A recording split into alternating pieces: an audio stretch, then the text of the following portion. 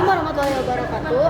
Tepangkeun ngami abi Naura Jahrani Riyadi di kelas 10-8 bade ngadongengkeun dongeng bawang berem jeung bawang bodas.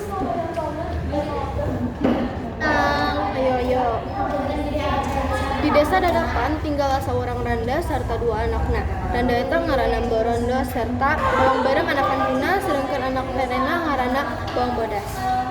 Borondo henteu memperlakukan alus ka bawang bodas, manehna nyaah ka bawang berem. Hiji poe bawang bodas dititah indungna kukumbah pakaian indungna serta bawang berem. Ngan sabot keur kukumbah karembong indungna valid ka bawa arus walungan. Bawang bodas sieun balik ka imah alatan baris dicarekan. Sabot manehna balik tanpa mau karembong indungna ambek serta manehna ngahukum henteu kaci balik samemeh karembong eta kapanggih. Bawang bodas nanya ka jelema anu keur kukumbah, aya anu ngomong yen karembong eta dibawa ku Nini Buto Ijo. Konon cenah Nini Buto Ijo jahat. Tatapangan bawang bodas henteu peduli samemeh tetap baris indit ka imah Nini Buto Ijo.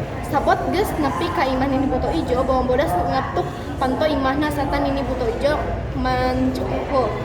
Bawang bodas nanya, naon bener nih karembong kuring aya di Nini? Bener, jawab Nini. Naon kuring kaci nyokot karembong kuring nih?